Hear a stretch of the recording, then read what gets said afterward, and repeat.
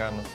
Esta es otra edición de su programa Agenda Nacional, que les llega de lunes a viernes de 11 meridiano a 12 meridiano a través de este multimedio de Teleradio América, Canal 45, UHF y Canal 45 de todos los sistemas de cable en el área metropolitana, y desde luego a través de Radio HZ Broadcasting Nacional en sus 730 kilociclos de amplitud modulada, y el cual es retransmitido cada noche de 12 a 1 de la madrugada en esta misma emisora. Les habla Leopoldo Espaillat-Lanita, y para llevar adelante el programa contamos como siempre con la ayuda y colaboración de nuestro amigo el licenciado Roger Orlando Piña.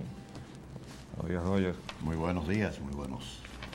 Hoy es un día los temas previos de conmemoración del Día de No Violencia contra la Mujer, pero es declarado a propósito del 41 aniversario del asesinato de las hermanas Mirabal. Como todo el que vivió aquella época sabe, pero quizás la juventud de hoy no sabe, el asesinato de las hermanas Mirabal, Minerva, Patria y María Teresa marcó el final, el proceso, ¿no? Ya final de la dictadura de Trujillo. En torno a ese horrendo hecho criminal, todavía falta mucho por dilucidar. Por cierto que una persona que me visitó hace poco me dijo algunas cosas en mi casa que de verdad que hay que seguir hurgando en la verdad de cómo fue que se produjo ese tremendo hecho. Yo no traté personalmente a Minerva, pero obviamente Minerva era el alma no solamente del grupo familiar que ella representaba, sino del movimiento 14 de junio. El motor que impulsaba a Manuel Aurelio Tavares Justo, su esposo, Manolo. Conocí sí a María Teresa porque era la esposa de Leandro, y Leandro fue mi subalterno en obras públicas. Él era el ingeniero encargado de inspecciones en Santiago, cuando yo llegué a la Secretaría de Obras Públicas como encargado de construcciones, y cuando se creó la Dirección General de Edificaciones lo traje a la capital como jefe de la sección de presupuesto, y conocimos pues a María Teresa, y él y ella visitaron mi casa, de modo que nosotros vivimos todo ese proceso realmente como lo vivió el pueblo entero. Y hoy a la distancia da pena ver que el mérito que hizo el sacrificio de las hermanas Mirabal para su familia, para su apellido, no se ha destacado en la forma que debió haberse hecho de parte de sus descendientes en los momentos difíciles que ha atravesado la nación y que todavía atraviesa la nación. Tenemos la esperanza de que ellos recapaciten y se den cuenta que tienen una responsabilidad encima. El llevar ese apellido es una enorme responsabilidad en este país. También nos trae hoy, tú querías decir algo. Sí, yo quería hacer un breve comentario sobre el Día de la No Violencia contra la Mujer, que ha llegado un poquito tarde a instituirse por parte de las Naciones Unidas. Y digo un poquito tarde porque la violencia contra la mujer ha sido consuetudinaria y en algunos países como el nuestro. Recuerdo aquella violencia en El Salvador contra 6 monjas por parte de unos militares y unos paramilitares patrocinados por el gobierno social cristiano, y probablemente adiestrados en Estados Unidos, en la Escuela de las Américas. Exactamente, ahí, exacto. Usted acaba de dar exactamente donde tenía que dar. Y esa violencia que fue tan asqueante y que hizo vibrar a toda la humanidad, las Naciones Unidas reaccionaron, pero no reaccionaron con la energía que debieran haberlo hecho. Ya está en esta época contemporánea, porque digamos que en la época de las hermanas Mirabal todavía la preeminencia de las dictaduras y las tiranías en todo el continente americano y en todos los continentes, excepto Europa, Ya para esa época todavía las Naciones Unidas no habían acopiado la fuerza internacional, de ella no se había dejado sentir. Pero es bueno que se conozca que también contra la mujer en otros ámbitos, particularmente en Centroamérica, ha habido una gran acción de violencia en contra de ellas, como la que acabo de mencionar. Y pues valgan mis mejores reconocimientos para las hermanas Mirabal, que por fin han hecho estremecer la conciencia de la internacionalidad para reconocer que había que asignar un día en contra de la violencia de la mujer, para hacerles recordar a todos los pueblos del mundo que hay que luchar en contra de eso. Fíjate, déjame ahora aprovechar tu mención de las Naciones Unidas y todo eso para decir que el problema está en las Naciones Unidas. Esa es una entidad que ha declarado la guerra contra el hambre y ha permitido que se utilicen los alimentos como arma política y ha permitido que se establezcan modelos económicos que lo único que han hecho es traer miseria y hambre a los pueblos, sobre todo a los pueblos del tercer mundo. Yo tengo en un libro, tú sabes que a mí me gusta coleccionar esas cosas, la visión crítica que tenía nada menos que el presidente Nixon de las Naciones Unidas.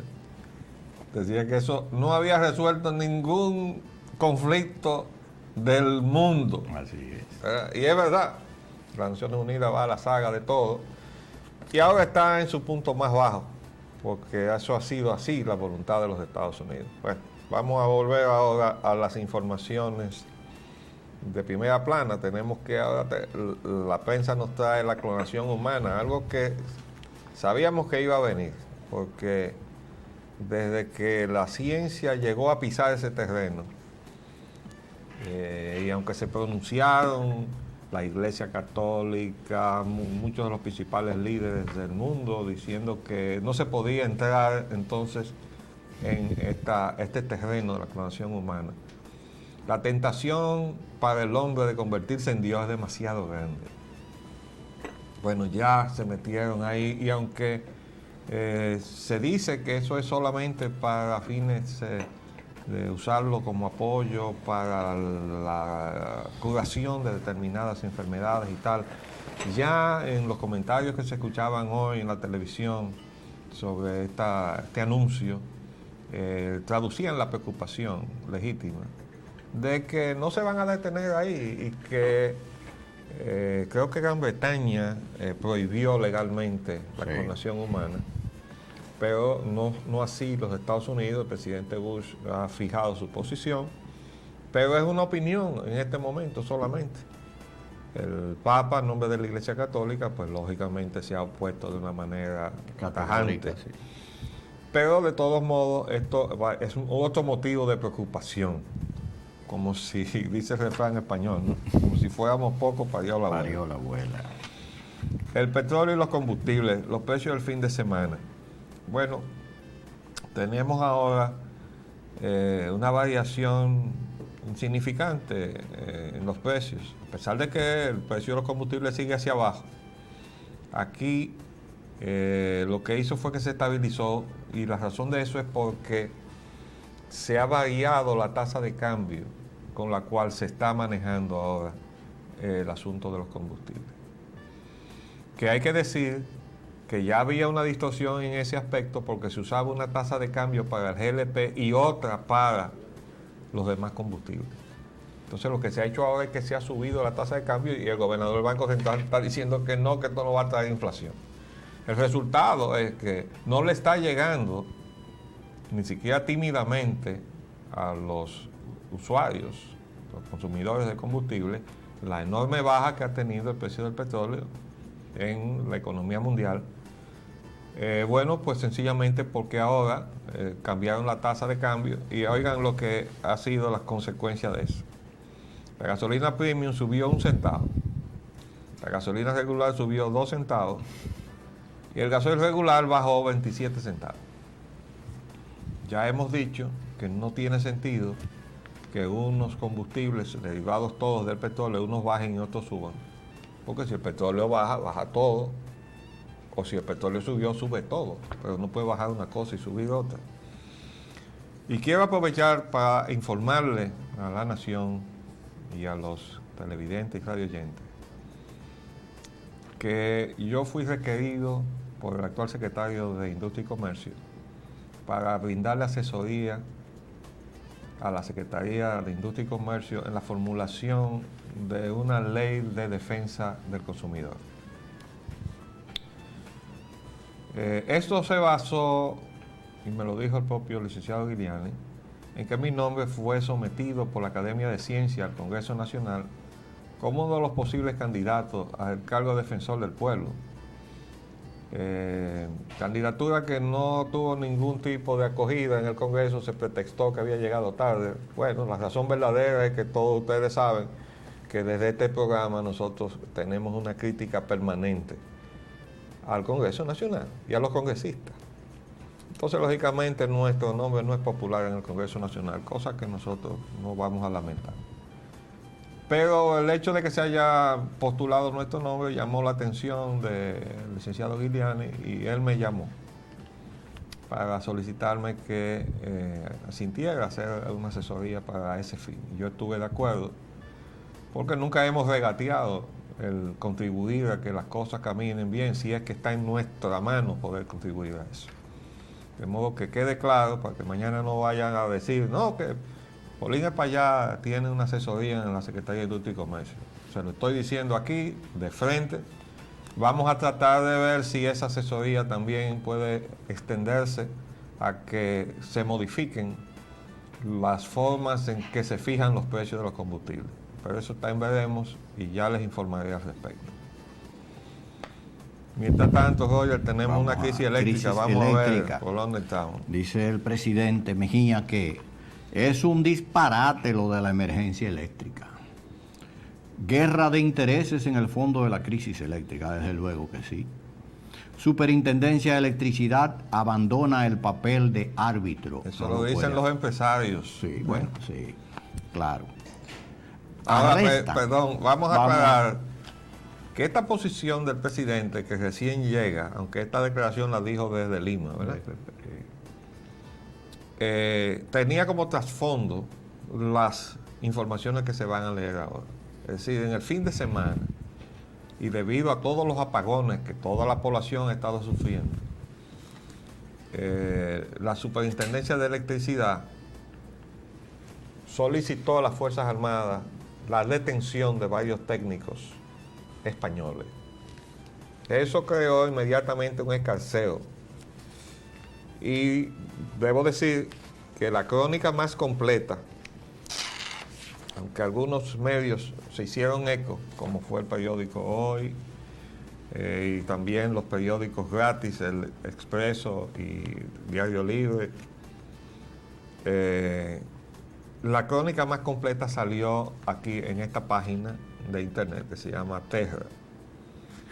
Y tiene detalles muy importantes porque señala aquí un grupo de técnicos de las empresas distribuidoras de electricidad de Norte y de Sur fueron apresados y llevados a la Secretaría de las Fuerzas Armadas para interrogarlos supuestamente por desconectar varias subestaciones, provocando prolongados apagones en la capital y el interior, caldo de cultivo para las protestas populares.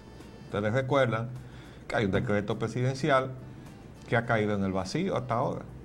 ¿Por qué? Porque los apagones van y vienen y son todos determinados y ordenados por las empresas, violando y desafiando al presidente de la República. Y decíamos, bueno, pues entonces el presidente de la República está pintado en la pared. Dice, mientras el administrador de la CDE, César Sánchez, se trasladó al parque eléctrico de Jaina en compañía de una brigada para... el administrador de la CDE, César Sánchez, se trasladó al parque eléctrico de Jaina en compañía de una brigada para comprobar denuncias de que allí se producen apagones intencionales. La brigada estaba encabezada por el general José Domingo Lora. De inmediato, altas instancias, no dice cuáles, dispusieron la detención de los alegados saboteadores del sistema. Acción cumplida por el general José Domingo Lora, quien llevó a los técnicos al J2 de las Fuerzas Armadas. Dos de los detenidos fueron identificados como Daniel Pombo y Andrés de Tomasí. jefes de recursos humanos y de gestión de energía respectivamente. También fueron retenidos en la CDE varios funcionarios de las citadas empresas cuando se presentaron a la institución para averiguar las razones de los arrestos. La medida fue adoptada para hacer cumplir un decreto vigente desde el 1 de julio pasado que prohíbe a las distribuidoras interrumpir en forma global e indiscriminada por circuitos o por ramales el servicio de energía. Pero dice aquí que los responsables del Centro de Control de Energía manejados por la CDE preguntaban a los técnicos de las distribuidoras por qué los circuitos estaban fuera de servicio y respondían que tenemos órdenes de apagarlos sin importar que hubiera excedente de generación. Esa era una práctica recurrente. Es decir, que ahora llega el presidente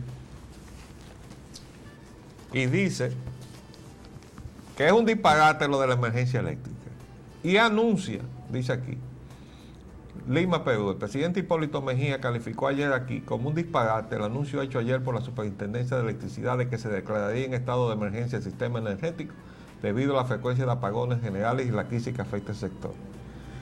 Y dice, el mandatario, al responder una pregunta del Listín Diario, dio seguridad de que la crisis energética será resuelta en breve. Anunció que dentro de pocos días el gobierno va a aportar al sistema 300 megavatios. Dice que el gobierno, vamos a ver si es verdad, porque si es el gobierno, entonces la planta es del gobierno, ¿verdad? Para encarar la precariedad de la producción de electricidad. Pero el problema es que no es de generación, si se está diciendo que hay generación suficiente. Hay un informe muy acabado y se ve que muy técnicamente elaborado en el fin de semana, diciendo sobre problemas de factor de potencia, sí, que está creando o agravando los problemas, que no tienen otra raíz que los disparates que hizo la Comisión de Privatización, la CREP, la Comisión de Reforma de la Empresa Pública. Nosotros se lo dijimos desde el principio. Señor, la prioridad no es privatizar la CDE. La prioridad es rescatar el sistema eléctrico nacional en manos de la CDE. Entonces, hay una serie de distorsiones acumuladas a través de años de descuido del sistema eléctrico nacional. Esas distorsiones tienen que ser corregidas. Todo va a ser resuelto. Y este señor que no sabe nada sobre este particular, que se llama Antonio Isa Conde, se cansó de ir a la televisión a dar declaraciones y asegurarle a la población que iban a desaparecer los apagones, que el costo de la energía iba a bajar y que todo iba a ser felicidad en este país. ¿Y dónde está el señor Antonio Isa Conde para que responda de todo lo que le dijo al país? Porque aquí tiene que venir una legislación que conlleve pena de cárcel a los funcionarios que le mientan a la nación. Eso es absolutamente indispensable si vamos a salvar la democracia dominicana. Porque ya estamos cansados de que aparezcan funcionarios que con su cara muy campante y con la peor intención le mientan al país y le digan una cosa por otra. Y que no suceda nada, porque eso no incurre en ninguna violación a ninguna disposición existente. ¿Y cómo puede salvarse la democracia así? Si nosotros no penamos el hecho de que los funcionarios públicos, de manera deliberada, porque puede cualquiera equivocarse, para eso somos humanos, pero entonces vaya usted a la televisión, la misma que usted usó antes, claro, y diga, señor, excúseme, yo me equivoqué. Y no meta preso al que le diga frente al presidente, es un mentiroso, como le pasó a uno en un pueblo de esto, en una rueda de prensa. Eso fue allá en la frontera, que lo mandaron a buscar con un helicóptero. Con un helicóptero. ¿Verdad? Entonces, nosotros necesitamos eso, para acabar con la charlatanería de los funcionarios, al nivel que sea, que le dicen al país una cosa, a sabiendas de que le están mintiendo. Entonces, aquí tenemos esa crisis con la energía. Bueno, primero por lo que hizo el gobierno que se fue, pero ahora estamos en la fase actual, los embustes de los funcionarios de este gobierno, que claro, arrancan en los embustes de los funcionarios del gobierno anterior, pero siguen entonces con lo mismo en este gobierno. Claro, nosotros le dijimos al presidente desde muy temprano, presidente, no se le puede reconocer la calidad de inversionista a estos señores. ¿Por qué? Mire, y esto nos vino a dar la razón. Démele un close-up a esta publicación. Ahí está. Balanza de pago de la República Dominicana 1995-2000, publicación del Banco Central de la República Dominicana, Departamento Internacional. Aquí está la constancia de que esos inversionistas, entre comillas, que este gobierno y el presidente Mejía han respetado tanto, no invirtieron lo que tenían que invertir. Miren lo que dice aquí. En el área de distribución de electricidad, el Consorcio Unión Fenosa de España aportó 201.9 millones para suscribir el 50% del capital accionario de dos nuevas empresas, Distribuidora del Norte de Norte y Distribuidora del Sur de Sur. En esta misma área, la empresa AS Distribuidora Dominicana LTD, constituida en Gran Caimán y filial de AS Corporación de los Estados Unidos, aportó 109.3 millones para suscribir el 50% del capital accionario de la empresa distribuidora de electricidad del Este, SAE Este.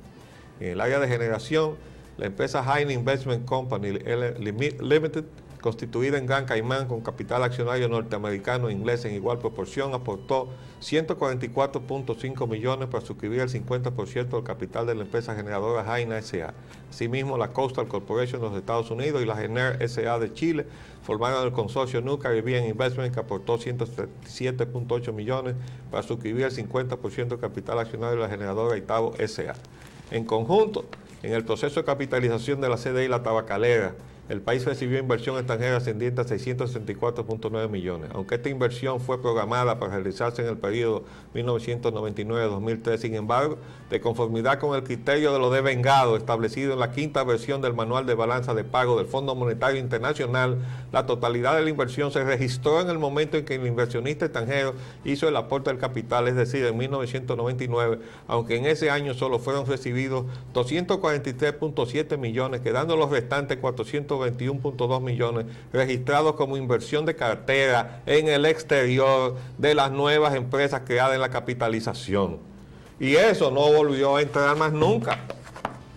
Entonces, si el presidente de la República, el día siguiente de tomar posesión, el 17 de agosto del año 2000, desde el local de la Corporación Dominicana de Electricidad, exigió que se depositaran esos recursos en el país, y todavía a la hora en que este documento es dado a la circulación, no habían entrado, entonces, ¿por qué se les está respetando la condición de inversionista de buena fe? Esos señores son inversionistas de mala fe. Están defraudando la confianza. Y eso cae ya dentro de las previsiones del Código Penal. Ahí está el informe del grupo de trabajo que encabezó Pedro Manuel Casal Victoria por encargo del Senado de la República, que luego el propio Senado trató de sepultar, de donde está muy claro que los recursos esos no entraron nunca y no existieron nunca tampoco, que se hizo una maroma con los bancos para decir que el dinero estaba ahí, para que cuando las autoridades del gobierno dominicano indagaran, dijeran, sí, aquí hay una línea de crédito a disposición de ustedes por el monto de tanto. Pero después que se firmaron todos los papeles, eso desapareció. Eso lo dijo después el presidente del Senado. ¿O ustedes no se acuerdan que salió un titular en la prensa? Que decía Ramón Albuquerque, que habían desaparecido 300 millones de dólares de las cuentas esas. Ajá. Y no está preso nadie. Entonces, una de las cosas que dice por aquí es que tuvieron que hacer diligencia al más alto nivel. Decía aquí, para terminar la información, que ejecutivos de las distribuidoras hacían contactos en España al más alto nivel para lograr la libertad de los detenidos. Bueno, en la información de hoy aparece que ya fueron soltados. ¿Y ustedes saben cuál es el más alto nivel? El rey de España. Que estaba en Perú. Que estaba ya con el presidente en Perú, pero que es parte de los socios de eso, de acuerdo con el rumor público. Como lo es también el señor Jesús Valdera, que es el vicepresidente de Unión Fenosa, y ha llegado a ese eminente político español que se llama Felipe González. Entonces conocemos de una expresión del señor presidente, don Hipólito Mejía, con relación a Jesús Valdera. ¿Cómo le digo que no a Jesús Valdera? ¿Qué está diciendo el presidente Mejía con esa expresión? Que esos líos los armó otro. ¿Y quién fue que los armó? Que él lo pudo encontrar armado entre España y la República Dominicana. El líder del PRD. José Francisco Peña Gómez. Esa fue la herencia que le dejó a este país. Dijimos que no queríamos tocar la memoria de Peña Gómez, pero estamos obligados ahora a poner las cosas en su sitio, porque hay gente ahora que quiere mantener a Peña Gómez ahora como si fuera un dios, ¿no? Para ellos aspirar a cargos, quieren mantenerlo vivo, agarrarse del dedo de Peña Gómez que los ha permitido llegar a donde están, comenzando por la vicepresidenta para abajo. Todos están ahí porque el dedo de Peña Gómez los puso ahí. Ahora viene una convención y están dando bolidos porque no quieren convención, no quieren escuchar la base del PRD. Entonces quieren resucitar a Peña Gómez y poner a todo el mundo en contra de Peña Gómez. Bueno, nosotros nos fuimos del PRD porque estábamos enfrentados a la desviación ideológica de Peña Gómez y no tenemos ningún empacho en decirlo. Y ustedes saben por qué yo lo podía y podía enfrentar a Peña Gómez en el PRD, porque nunca aspiré a nada en el PRD. Ahora, todos los demás que andaban buscando una candidatura tenían que estar bien con Peña Gómez. Yo no tenía necesidad de estar bien con Peña Gómez, pero me jugué mi carrera política. ¿O ustedes creen que es una bobería pasarse una vida en un partido e irse para usted estar apegado a los principios en los que usted cree y que usted considera que son son los fundamentales de la República? Y Peña Gómez debió haber valorado eso porque usted fue sincero con él. Fue una crítica sana para hacerle ver que por donde estaba conduciendo las cosas no estaba en la mejor trayectoria. Yo conozco de una expresión de él, precisamente, cuando debatiendo el asunto de sus adversarios políticos. Él dijo, refiriéndose a mí, no, lo de Polín es otra cosa. Pero la otra cosa es que él sabe que mi enfrentamiento con él tiene una profunda razón ideológica, que es que yo mantengo los principios que sostenía el PRD, yo no los he abandonado. Pero me tuve que ir del PRD para poderlo seguir sosteniendo, porque ya el PRD se había montado en el carro neoliberal. Ese era el que conducía a la gloria, que es el poder. Y como yo no estaba en eso, yo era un molesto obstáculo, ¿verdad? Entonces, pero nosotros seguimos en lo que nosotros creemos. Esa es la autoridad que tenemos para poder hablar.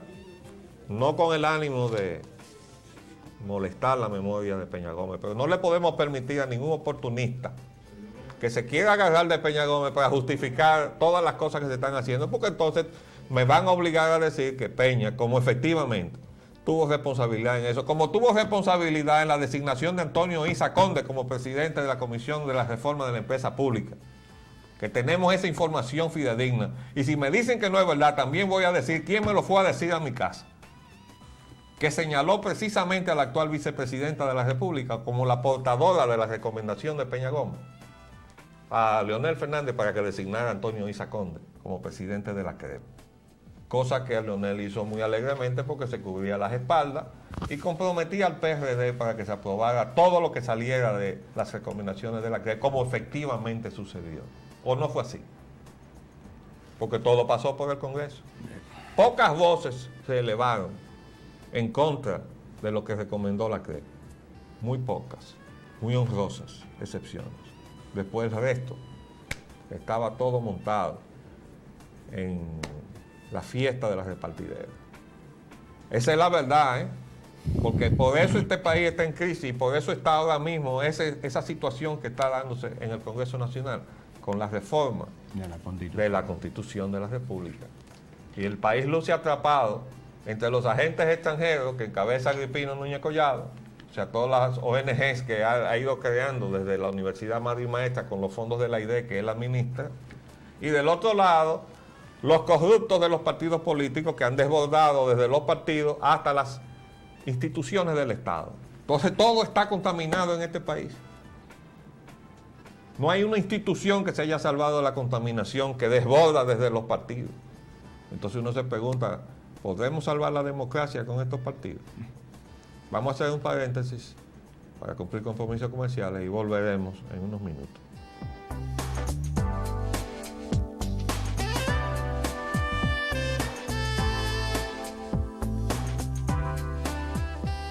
Vamos a seguir leyendo las informaciones sobre la crisis energética. Y viene un titular muy interesante que dice: líderes empresariales advierten que someterán a la superintendencia. Contra resolución. Ahora yo pregunto, si está muy bien Los líderes empresariales ahora se han tirado calle al medio, entonces los periódicos todos se han volcado a enfrentar los abusos de esta partida de nuevos encomenderos que tenemos aquí en el país, ¿no? Pero ¿qué resulta? Que el mismo derecho que tienen las empresas de no ser atropelladas por estas distribuidoras la tienen todos los usuarios. Entonces se va a hacer también un privilegio con las empresas. A ellos se les va a resolver su problema, porque tienen el derecho del pataleo, porque hay empresas que tienen el control de los medios de comunicación. Entonces se va a resolver el problema de las empresas, pero que se fastidie el resto del pueblo dominicano. No, eso no puede ser. Que después no digan que hay unos alborotosos en los barrios y unos agitadores, porque que usted no puede atosigar a la nación de esta manera, ni provocarla de esta manera. En primer lugar, creando estas condiciones. Que la culpa y la responsabilidad de todo esto la tiene el gobierno de Leonel Fernández y los funcionarios que estaban en la CREP, incluso algunos que yo no he mencionado, porque eran subalternos, pero que se fueron a meter ahí a ganarse su sueldo también. Esos tendrán que ir al banquillo los acusados junto con los otros, ¿verdad? Entonces, ahora tenemos una situación que está haciendo crisis, el disparate que en lo técnico, en lo administrativo y en lo financiero y en lo ético hizo el gobierno anterior, pero que este gobierno refrendó y que pretendió además extender en sus efectos en el tiempo, dándole un plazo de 15 años a todos esos contratos que debieron haber sido desconocidos. Por sencilla razón, por lo que le acabo de mostrar, no cumplieron con su parte. Es igual que lo que ha pasado con los aeropuertos, que se le entregó a un consorcio que tenía como pieza principal a una empresa norteamericana que se llama la Ogden Corporation, que estaba representada en el consorcio con una subsidiaria que se llamaba la Ogden Aviation. Que era la que garantizaban el know-how. Que son los expertos en el manejo de las cosas estas de aeropuertos, ¿no? Entonces, el Congreso Nacional, con una exposición de motivos que tiene el contrato que le somete, aparece la Ogden Corporation o la Ogden Aviation, está una subsidiaria de la Autoridad del Aeropuerto Internacional de Vancouver, que es una entidad del Estado canadiense, es decir, un gobierno extranjero, y un grupo dominicano. Y entonces ahora resulta que la orden se fue hace meses, pero ese consorcio es el mismo. Con ese consorcio fue que se contrató. No, pero del Congreso Nacional no han dicho ni jin. Ni jin. ¿Ustedes saben por qué? Porque esa gente repartió mucha papeleta en ese Congreso. Entonces todo está tranquilo.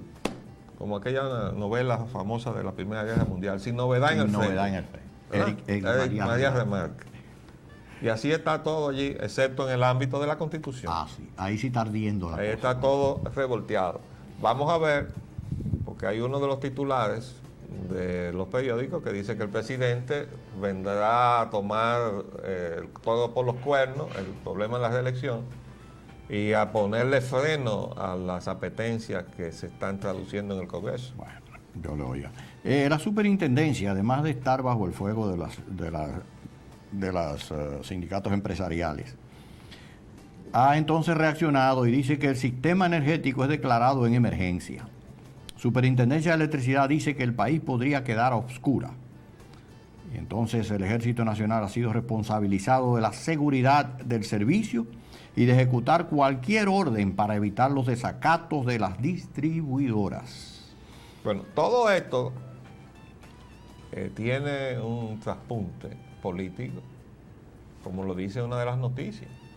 Bueno, si tú le das apagones a los barrios, tú desesperas a la gente, y entonces tú estás provocando un desorden social, un estallido, como lo hubiera también provocado el contrato ese de saneamiento del río Sama e Isabela, si hubiera pasado, que por suerte se desaprobó o se rechazó en el Congreso Nacional. Y nosotros decíamos, pero se están volviendo locos ahí en el despacho del Palacio del secretario técnico que está aprobando todas estas cosas. O él no se da cuenta que desalojar 20.000 hogares es mover 100.000 personas. Y usted se va a presentar a esos barrios muertos de hambre, desesperados por todas las precariedades que están viviendo, y que ahora ustedes se van de aquí, y que porque nosotros necesitamos esto limpio, porque vamos a poner un muelle de yates, y vamos a convertir esto en un polo turístico. ¿Qué le parece a usted ese disparate? Imagínese usted. Entonces, parece que consciente de los efectos que podía tener y además del manejo malintencionado que podía tener esto, entonces ha actuado la fuerza. Ahora, ¿qué está poniendo esto en claro? Que la energía es un ámbito estratégico de todo Estado y usted no puede poner el control de su energía en manos extranjeras. No la puede poner en manos privadas para evitar que un grupo de la sociedad abuse de otra parte, la mayoritaria de la sociedad. Pero peor es que usted lo haga poniéndole en manos extranjeras. Ahí sí llegaron al extremo. Bueno, ¿usted sabe cuál es el antecedente de esta situación? Cuando la Shell dejó sin gasolina al Palacio Nacional en el gobierno de Jorge Blanco, y que Rafael Flores Estrella, nuestro amigo, no me va a dejar mentir porque me llamó 2 veces a mi casa, siendo el secretario administrativo de la presidencia y yo presidente de la refinería. Me dice, no hay gasolina aquí en Palacio, no hay con qué echarle al carro del presidente de gasolina. Digo, pero la refinería no tiene nada que ver con eso, porque gracias al convenio que todavía se mantiene en ese aspecto, los otros no, la refinería no le vende directamente al Estado, que es condueño de la refinería, y todavía eso se mantiene hoy, para que estemos claros. El Estado no se puede comprar directamente a sí mismo, siendo codueño de la refinería. No, tiene que hacerlo a través de una de las intermediarias. Y resulta ser que una de las intermediarias favoritas para las compras del Estado es su socio en la refinería. Quiere decir que la refinería es 50% del Estado y 50% de Shell. Y es discutible lo del 50% de la Shell. Pero si este 50% quiere comprarle a la refinería, tiene que comprarle a través de su socio Shell o de uno cualquiera de la ESO, la Texaco, etc. Hoy, ¿cómo puede ser eso? Bueno, pues así mismo era. Y así, con un retraso de unos pagos, le suspendieron el servicio a la presidencia. Pero no se quedó ahí. Cuando yo estaba protestando de eso, el amigo Héctor Lachapelle Díaz, actual mayor general retirado del ejército, me llamó. Él era el encargado de logística, creo que es el J3 de la Secretaría de las Fuerzas Armadas. Y me dice, tuvimos el mismo problema, y estuve a punto de mandar a buscar preso a Pedro Pablo Cabral y a todos los jefes de ahí de la Shell, porque me suspendieron el suministro de gasolina al ejército. Pues ustedes se imaginan que una compañía pueda inmovilizar al ejército dominicano. Pero entonces, ¿dónde estaba? Yo le dije a Héctor, a mi amigo Héctor debiste haberlo hecho, para que aprendieran. Entonces nosotros aplaudimos que se hayan trancado a los técnicos españoles, porque Washington de Peña, el amigo Monelli, tenía la tesis de freír en alquitrán, un españolito, decía él. Entonces voy a buscar un españolito de eso y lo voy a freír en alquitrán. Claro, eso es una cosa figurativa y una manera de él desahogarse la violencia que le ocasionaba, los abusos que hacen con nosotros. Pero yo estoy de acuerdo con la trancada que le dieron. Y estoy seguro que fueron puestos en libertad porque las gestiones que se hicieron llegaron hasta el rey de España allá en Lima, debe haber hablado con el presidente Mejía, el presidente Mejía debe haber llamado acá y entonces los pusieron en libertad. Por eso fue que vino y dijo, desde allá mismo se disparó. Pero aquí eso cayó bien, para que lo sepa, presidente. Muy bien. Porque aquí nos han tenido contra la pared, manos arriba, estos fascinerosos que han venido a asaltarnos sin tener credencial ninguna, o si no que averigüen aquí en el Banco Central. Pero al mismo Palacio Nacional, perdone que lo interrumpa, le cortaron la luz. No se bueno, pero a eso voy. O sea, porque le suspendieron, no, lo disimularon. Bueno. Suspendiéndole el servicio al circuito que rodea al palacio. Porque no quisieron hacerlo. Entonces había una foto muy dramática del palacio apagado, con 2 o 3 bombillitos prendidos, porque la planta de emergencia no da para más. Y se veía que el aparato totalmente apagado. ¿No? Pero al mismo tiempo le reclamaban un cobro de 15 millones de pesos. Sí, hombre, porque eso es chantaje vulgar. A la tarifa que a ellos les da la gana, poner la facturación que les da la gana, el servicio que les da la gana y de la forma que les da la gana. Sí. ¿Y qué se? Y entonces un gobierno que se deja atropellar. Entonces así mismo que uno se preguntaba, bueno, ¿y por qué el presidente Hipólito Mejía se deja atropellar de esta gente? Porque pueda estar, yo no digo que esté, pero el rumor público es ese, que su majestad, el rey de España, está detrás de Unión Fenosa, ¿verdad? Y que está Felipe González, está una caterva de políticos españoles metidos aquí como inversionistas. Y que eso es parte de lo que está buscando esa reunión anual que la próxima es en la República Dominicana, esas cumbres iberoamericanas. No es más que la penetración del capital español en América Latina, la nueva conquista, y nosotros con pluma en la cabeza y taparrabos fuertes, ¿verdad? Nueva colonización. Pues eso no es verdad. Ni tenemos pluma en la cabeza, ni tenemos taparrabos. Y además tenemos la rebeldía de Enriquillo. Pero hay mucho guacanagarí. Claro que sí. Eso nunca falta. Bien. Pero nosotros somos más. ¿No? Es lo que dice Willy. Sí, eso es lo que dice Willy. Somos más. Por eso esto culmina con un ambiente de tensión reina en el sector eléctrico. Ya lo hemos expuesto. Baja costo de energía no llega a los usuarios. Liberan a 2 técnicos detenidos por apagones. Preparan resolución que fijaría acuerdos con distribuidora. Planta La Sultana del Este entraría en línea el jueves, este jueves próximo.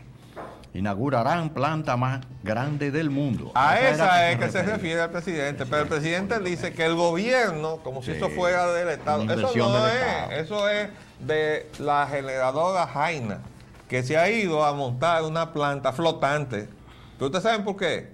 Para podérsela llevar. Es el momento que no como paguen. se va a llevar en la suya, porque ya terminó de abusar aquí. Por cierto, que hay una cosa muy simpática en la prensa de hoy, que es el comunicado de la comisión de alto nivel que había nombrado el presidente de la República, de la cual es parte el actual secretario de Industria y Comercio, el amigo Hugo Guiliani.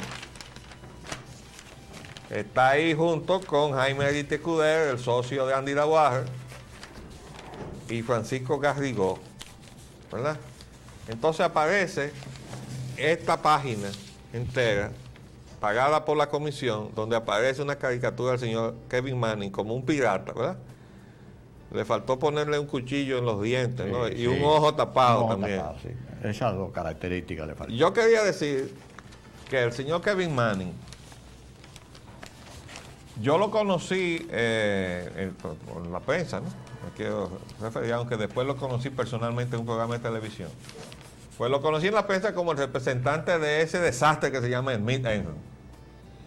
Que en total es Enron, que ahora desapareció porque lo compró otra empresa. Por aquellos actos de prestidigitación de la economía mundial que explicábamos aquí. Ahora estoy y ahora no estoy. Se fusionó. Y vienen aquí con muchísimas credenciales y uno lo busca en el internet y ahí está. La Enron Corporation es una de las más grandes empresas energéticas del mundo. Y de repente usted coge la prensa y dice, ya no existe. Vino la empresa fulana de tal y la compró. Y ya desapareció. Era grandísima y tenía muchísimas cosas, pero ya desapareció. Yo no sé qué va a pasar con la sociedad que Enron tenía con el señor Smith, de donde salió eso, con todos los arreglos de corrupción que hicieron durante el gobierno del doctor Balaguer para que eso pasara. Que vino con el patrocinio del señor Kissinger, Henry Kissinger, el ex secretario de Estado de los Estados Unidos, y aquí con el patrocinio del gobierno del doctor Balaguer, que lo puso en vigor sin que eso fuera al Congreso Nacional. El señor Kevin Manning es parte esencial de ese engaño que se le hizo a la nación con esa planta. Entonces de ahí, el que comenzó a ver el porvenir oscuro, saltó a una de las nuevas empresas emergentes. Digo, no, esto se va a quemar, déjame irme para allí. Y se fue entonces a Itabo. Este es el autor de una declaración diciendo que donde dije Diego. Porque ¿qué resulta?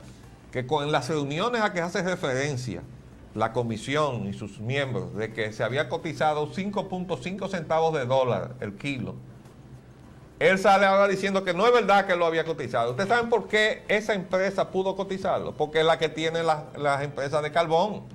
Y como les he explicado a ustedes, y eso fue de las cosas que se saltó la comisión esa disparatosa y corrupta de la Comisión de la Reforma de la Empresa Pública, encabezada por el señor Tony Isa Conde, de que usted no tenía un parque energético homogéneo. Había empresas, plantas que funcionaban con carbón, otras que funcionaban con fuel, otras que funcionaban con gasol y otras que eran turbogas, que son de rápido encendido pero que queman combustible que se acabó. Entonces usted no podía tener un costo uniforme con esa heterogeneidad tecnológica. Entonces, ¿qué pasó? Que el que mejor cotización podía dar era el más barato, el del carbón, que fue Manning que la dio. Pero eso le forzaba la mano a los demás, que o los sacaba del mercado, o obligaba al Estado entonces a subsidiar la diferencia hasta que lograra que esa gente se fuera, para no provocar un apagón en el país. Entonces, ¿qué es lo que está diciendo Valle? Que o nos fumamos esa energía cara con esos productores ineficientes, o el país se apaga. ¿Por qué? Porque la capitalización que se hizo en este país fue un señor disparate y un atentado contra el interés nacional, que además está cubierto por la legislación que le da todas las facultades al presidente de la República para desconocer todo eso. Claro, van a decir, pero eso es una rémora del Trujillato porque son leyes del año 35. Pues sí, señor, son leyes del año 35 durante el régimen de Trujillo, que va a tener que ser utilizada para resguardar el interés nacional frente a estos asaltantes extranjeros. Porque así es la cosa. Entonces ahora, yo creo que es de muy mal gusto que una cosa tan seria como lo que está pasando y como lo que está haciendo el señor Manning aquí, lo encabecen con una caricatura. Retratarlo, ponerlo como un pirata, es verdad que está comportándose como tal. Pero no me parece que es de buen gusto mostrarle al país un documento, una comisión que es oficial, una caricatura. Me parece que eso fue una cosa totalmente... Ahora, debo decirle lo siguiente. El señor Kevin Manning, ese mismo que ahora dijo que no dijo, en un programa de televisión en el que coincidimos, y por eso yo dije que lo había conocido, se atrevió a decir delante de mí, lo único que él no sabía a quién él tenía delante, que la empresa Itabo estaba invirtiendo en la reconversión de esas plantas para el carbón una enorme cantidad de millones de dólares.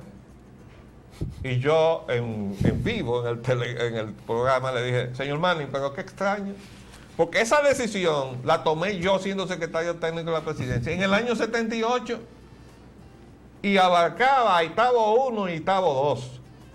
¿Para qué? Para que fueran duales y pudieran trabajar con fuel oil y con carbón. Quiere decir que no me explico cómo usted le puede decir ahora al país. Y así fueron confeccionadas. Claro, y así se fabricaron así, y se instalaron así, y funcionaron así. Y han funcionado. Para que el señor Kevin Manning venga ahora a decir, ¿ustedes saben qué es lo que él estaba tratando de hacer con eso?